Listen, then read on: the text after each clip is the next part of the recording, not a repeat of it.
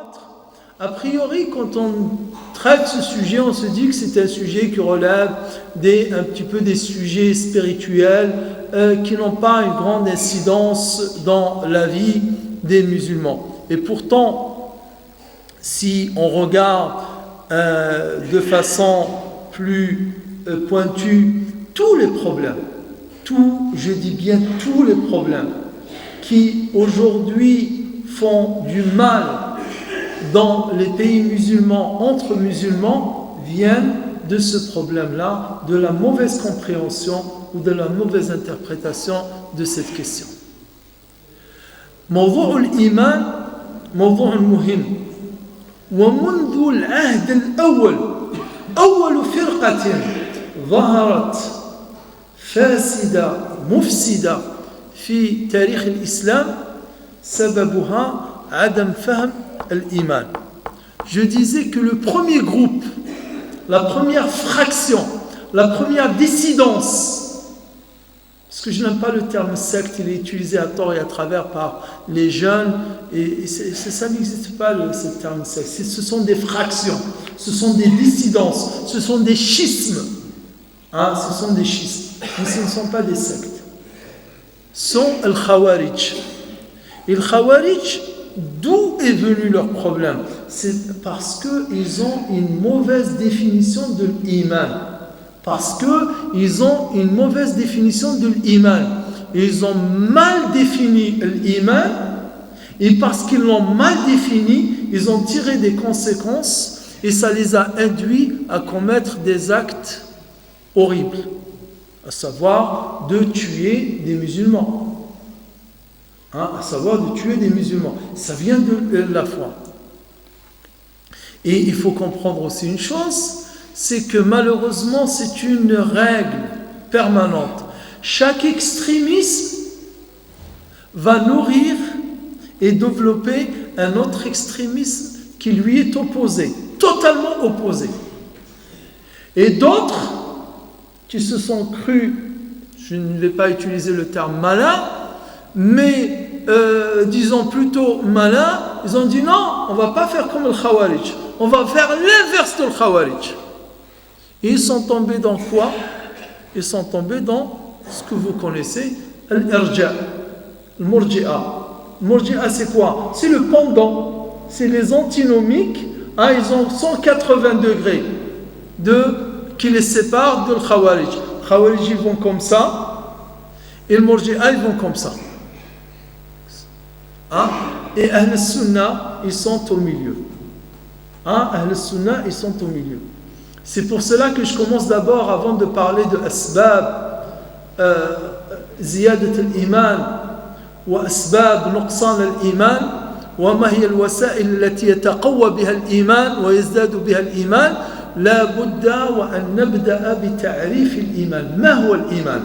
Donc je disais, c'est pour cette raison qu'avant de parler des causes et des moyens de l'augmentation de cette foi et la revivification, la faire revivre cette foi, je commencerai d'abord par la définir.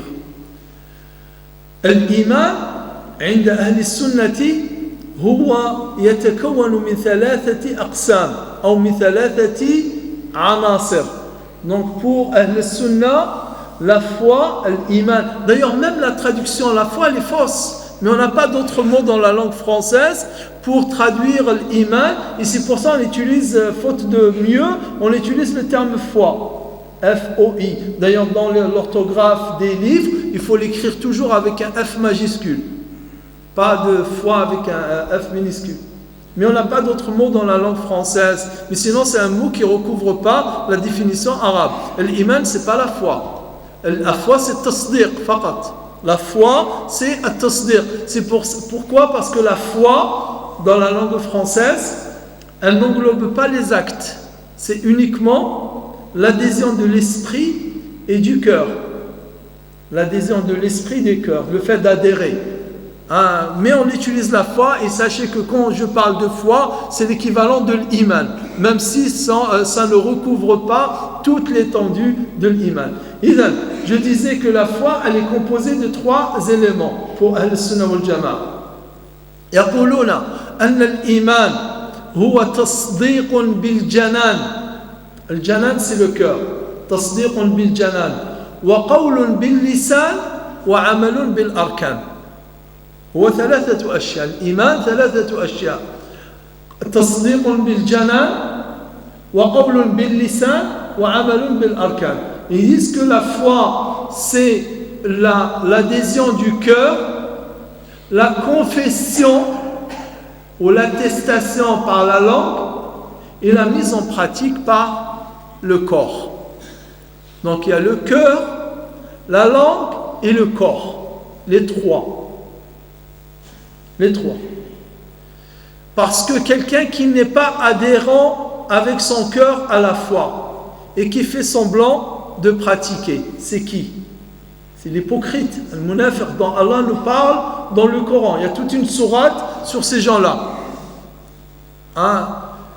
Et l'inverse, hein? Celui qui, avec son cœur, il dit je crois, et il pratique toutes les turpitudes et tous les péchés. Hein? Et surtout avec la langue, c'est zindiq, il fasiq. D'accord? Donc c'est pour ça que la définition elle est importante. Pourquoi? Parce que même aujourd'hui, les murji'a existent encore. Il y a des imams murji'a. Il y a des imams qui prêchent l'aqidah de l'irja. On n'a pas besoin de les désigner, mais ça existe. Comme il peut y avoir des imams aussi, hein, et on ne les entend pas, mais ça peut exister. On ne les entend pas. Et on n'a pas, ils n'ont pas intérêt d'ailleurs à lever la voix, qui peuvent avoir l'aqidah de l'khawarij. Hein, qui pense que celui qui commet un péché, il sort de la foi. Et pourquoi c'est important? Les Khawarij, qu'est-ce qu'ils ont dit? Ils ont dit, eux, la foi, c'est un seul élément. C'est un tout, un briquet, il n'y a pas de dissociation. La foi, l'iman, c'est le qawl, l'i'tiqad et l'amal, et tout est ensemble. Il n'y a pas d'augmentation, et il n'y a pas de baisse. Ça aussi, c'est important. Pourquoi Ahl-Sunnah, ils disent yazid wa yanqus? Et pour le Khawarij, la yazid wa la yanqus. La yazid wa la yanqus. Il est entièrement, ou bien il est entièrement, ou il disparaît entièrement. Et c'est pour cette raison qu'aujourd'hui, Daesh, ils s'en fichent de la France, ils s'en fichent de la Belgique, ils s'en fichent de l'Angleterre, ils s'en fichent. Lui, son bonheur, c'est de tuer les musulmans qui sont en Syrie, qui sont en Irak, etc. Pour lui, il s'en fiche. C'est parce qu'ils sont allés l'attaquer et le bombarder qu'il les bombarde. Sinon, lui, son bonheur, c'est de tuer les musulmans. Daesh. Pourquoi? Parce que pour lui, ces musulmans-là, notamment les Syriens, ils ont commis une faute. Ils ont commis un péché. Et comme ils ont commis un péché, donc c'est des koufars. Et c'est quoi leur péché? Leur péché, c'est d'avoir accepté de vivre sous le règne de Hafid al-Assad pendant 20 ou 30 ans, et ensuite sous le règne de son fils pendant 10 ans. Pour eux, ça c'est le plus grand signe de la mécréance. C'est un péché. C'est pas vrai. C'est pas vrai. Ils n'ont jamais été des koufars, les Syriens. Ils ont toujours été musulmans. Donc vous voyez la définition, la fausse définition, qu'est-ce qu'elle va engendrer comme conséquence?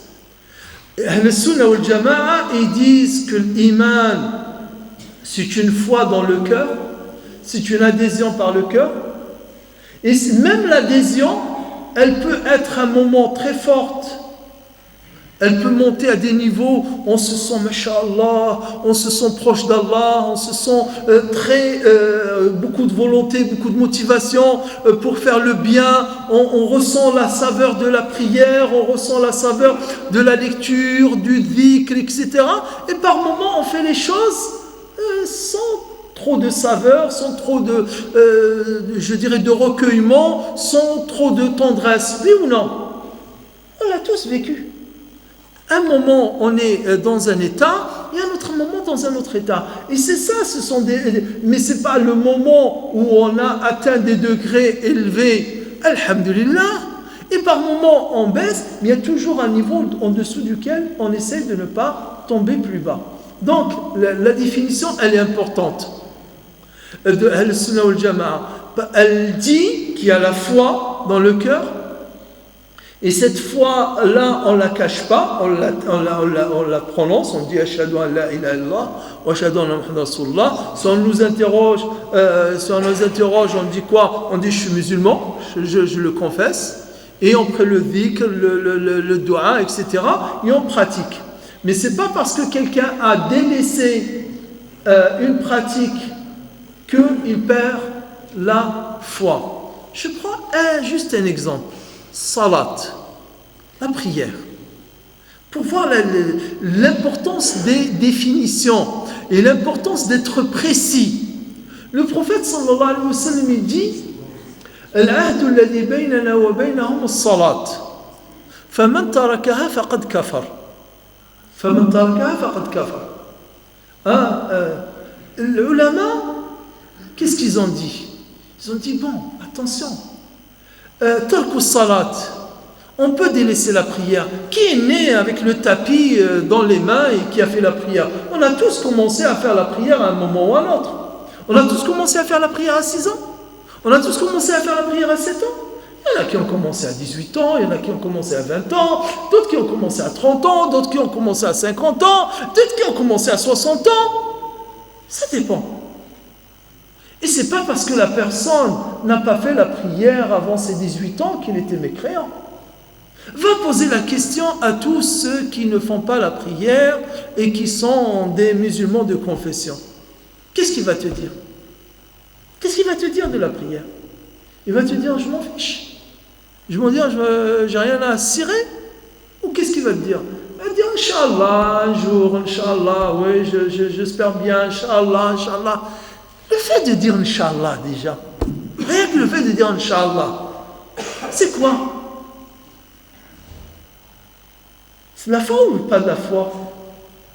Il n'aurait pas eu de foi du tout, de croyance du tout, qu'est-ce qu'il va dire?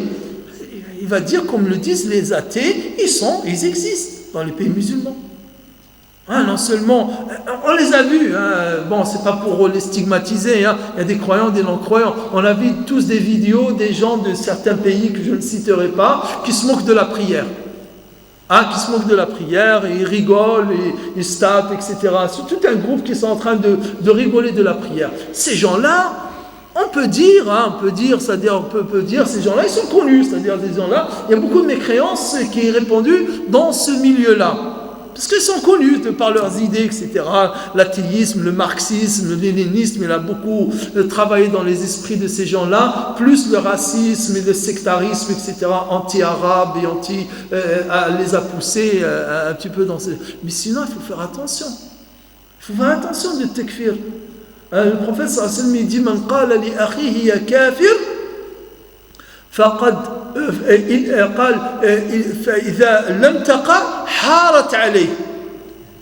Il dit celui qui dit à son frère tu es mécréant, de deux choses l'une, ou il est vraiment mécréant, sinon c'est lui qui est mécréant. Donc il faut faire attention. Les savants ils disent s'il y a sur 100 probabilités, s'il y a 99 probabilités, je dis bien 80, et ça je l'ai entendu de la bouche et maintes fois de Cheikh Al-Albani, il le répète à chaque fois. Et ici il dit s'il y a 99 probabilités de déclarer quelqu'un mécréant, il reste une probabilité qu'il ne l'est pas. Attention, tu tiens à cette probabilité qu'il ne l'est pas. Et tu délaisses les 99 probabilités. Pourquoi? De peur que cette probabilité s'avère vraie et que ça retombe sur toi le kufr. Attention, la prononciation de kufr, c'est pas une définition. Donc le kufr, c'est pour ça que l'appellation kufr, qui est le contraire de l'iman, ce kufr là c'est quoi? D'ailleurs, dans la terminologie, kafir, c'est quoi le kafir? C'est celui qui couvre. C'est celui qui couvre. Le kafir, l'agriculteur, on l'appelle kafir. Parce qu'il couvre, qu'il sème la graine, il la couvre des terres, on l'appelle kafir. Et celui qui couvre la vérité, qui cache la vérité, il est kafir. Mais il peut la cacher par conviction, il peut la cacher juste par malice ou dans la pratique. Donc, c'est pour cette raison que le kufr, il y a deux kufr. Kufr amali et kufr i'tiqadi. Kufr akbar et kufr asghar. Donc il y a deux types de kufr, deux types de mécréance. La grande mécréance et la petite mécréance. Et comme il y a le grand hypocritisme et la petite hypocrisie. La grande hypocrisie et la petite hypocrisie aussi. Comme aussi, il y a le grand shirk et le petit shirk. Il faut faire très attention à ces termes-là et savoir utiliser chaque mot dans son contexte. Donc, les ulama, ils disent Tariq salat. Le prophète a dit il est kafir. On ne va pas dire nous qu'il n'est pas kafir. On ne va pas dire, le prophète a dit il est kafir. Comment nous on dit il n'est pas kafir? Non, on n'a pas le droit. Sauf que ce kafir-là ou ce kufr-là qu'on va utiliser, ce n'est pas le kufr qui va le sortir de l'islam. C'est le kufr de amali. Kafirun bi'amalihi mu'minun bi'imanihi biqalbihi. Kufr amali wa laysa kufr i'tiqadi. Donc ces distinctions-là, elles sont importantes pour ne pas tomber dans le haram. Et à l'inverse, les Murji'a, ils ont dit quoi? Pourquoi se casser la tête? Pourquoi traiter les gens de mécréants ou pas mécréants? On va dire, il n'y a pas de mécréance du tout. Celui qui croit qu'Allah existe, il est le plus grand des croyants. Il est le plus grand des pieux. C'est faux. C'est faux. Si la piété, si la croyance consistait seulement à croire en Allah, pourquoi Allah il nous a dit qu'il faut faire salat, il faut faire zakat, il faut faire le hajj, il faut faire ceci, il faut faire cela, etc. Les obligations, pourquoi Allah il les a instituées? Pourquoi Allah Ta'ala il nous a ordonné de faire certaines choses et il nous a interdit de faire d'autres? C'est parce que l'iman c'est tout cela. Et à ce propos, on peut citer des aqwal que l'iman c'est shara'i', ahkam, hudud, tout ça fait partie de wasunan. Comme l'a dit Omar ibn Abdul Aziz quand il a fait le wasiya, il a dit que i'lam. Omar ibn Abdul Aziz, il a Adi ibn Adi, il lui a dit inna lil imani fara'ida wa shara'i'a وحدودا وسننا فمن استكملها استكمل الإيمان ومن لم يستكملها لم يستكمل الإيمان. Donc comment il s'appelle, Omar ibn Abdul Aziz, qui était à l'époque calife. Donc il conseillait à ses représentants, il lui a dit sache que la foi, sache que l'iman ce sont des obligations. Et ce sont des commandements. Et ce sont aussi des limites, des hudud, à ne pas franchir. Et ce sont aussi des voies à emprunter. Des voies, des sunan, des traditions à observer. فَمَنْ إِسْتَكْمَلَهَا إِسْتَكْمَلَ الْإِيمَانِ. Celui qui aura fait toutes ces choses-là, qui les aura observées, il aura parfait sa foi. Et celui qui les aura négligés, ou qui aura négligé, il aura diminué de sa foi. Donc la foi, c'est l'un et l'autre. Aujourd'hui, vous imaginez, c'est pour ça qu'il faut faire très attention. J'insiste sur ça parce que on est dans la prévention. Et la prévention, elle est importante. Je suis quelques-uns, et dernièrement, ce qui s'est passé en Belgique, là, j'en parle. Certains ont fabulé sur l'instance des imams de Belgique. L'association des imams de Belgique, je ne sais pas le nom qu'ils lui donnent là-bas, la Ligue des imams de Belgique. Je crois que c'est la Ligue des imams de Belgique.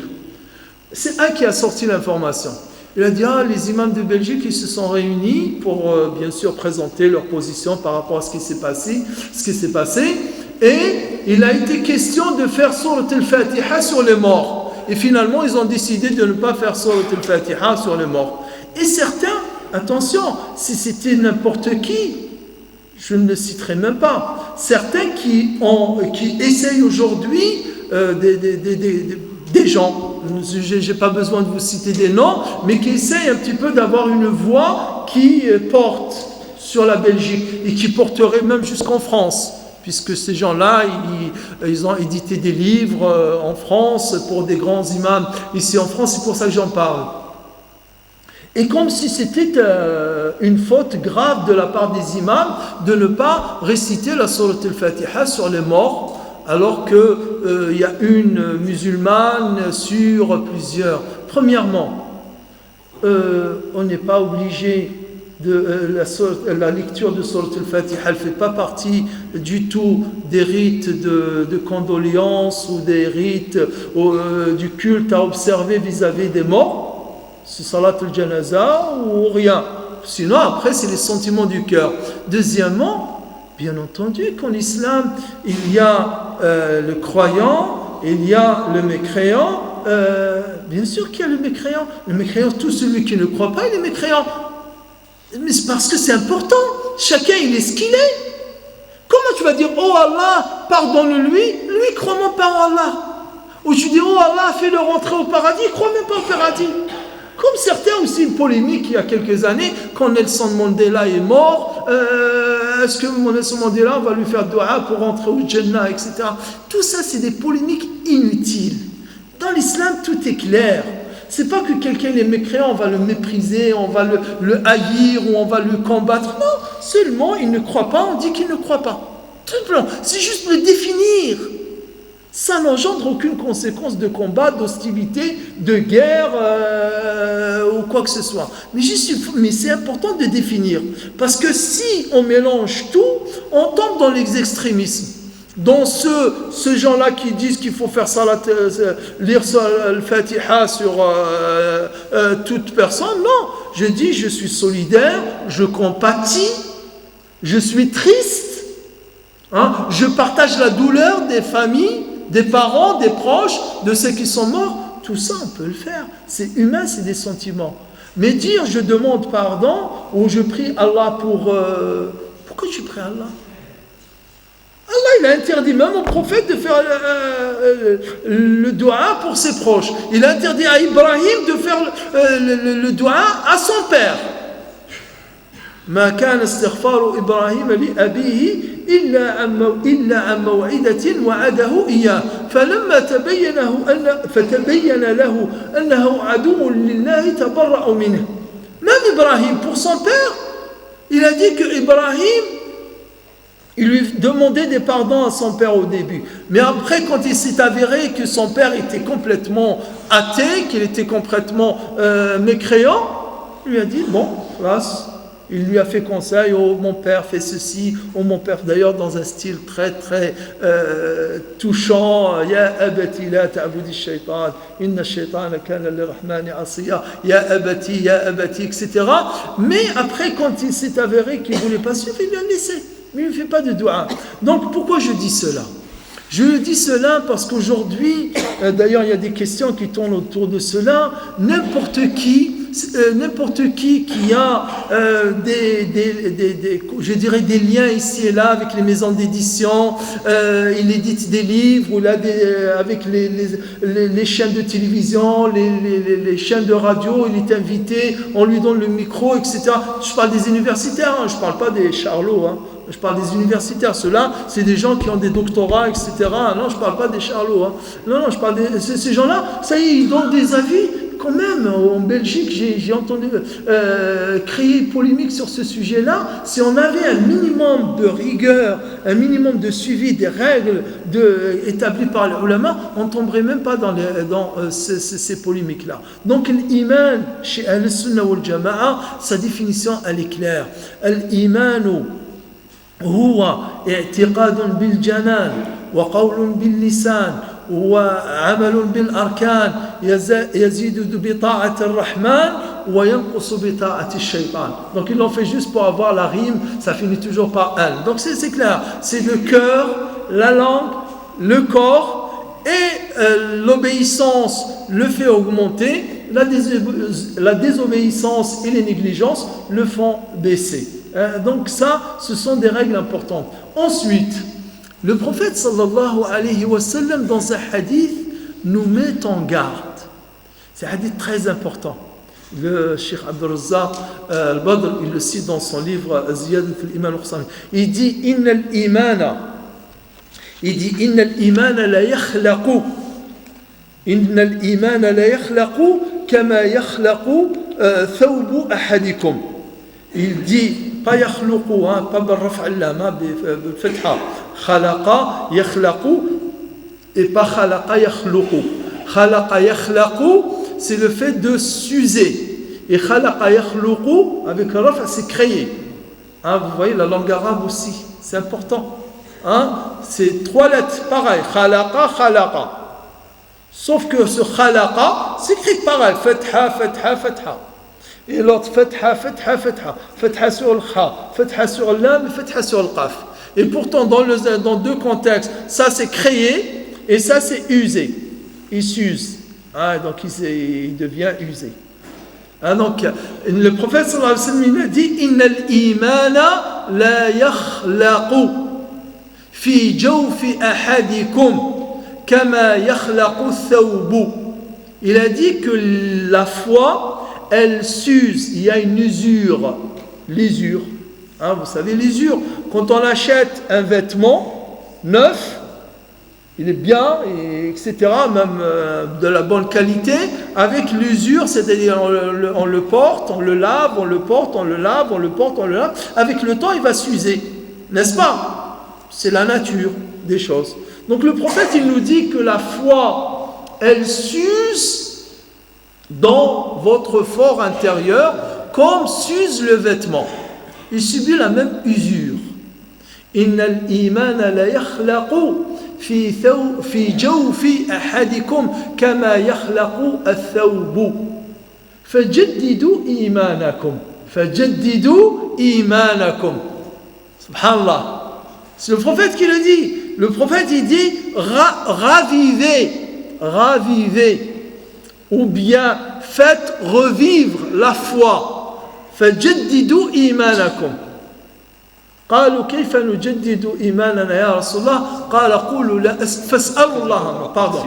قال إن الإيمان لا يخلق. Beaucoup de réponses à ma question. Donc j'apprécie beaucoup Nordine Aoussat, que je suis particulièrement sur Facebook, sur Internet, qui vient faire des interventions à la mosquée Aïcha à Montpellier. Et c'est un homme à suivre et je vous recommande son livre. Je suis venu, je me suis déplacé, j'habite à Montpellier. Je suis venu exprès pour écouter le Cheikh Nordine Aoussat par rapport à la conférence d'aujourd'hui. Franchement, je ne suis pas déçu. Ça s'est très très bien passé, il y avait beaucoup de monde. On a appris, j'ai appris. J'espère que tout le monde a au moins appris, il serait qu'un hadith. Moi j'aime beaucoup le professeur, je le suis sur les réseaux sociaux. Il a intervenu il y a à peu près 4-5 mois à la mosquée Aïcha à Montpellier, j'étais présent. Et voilà, si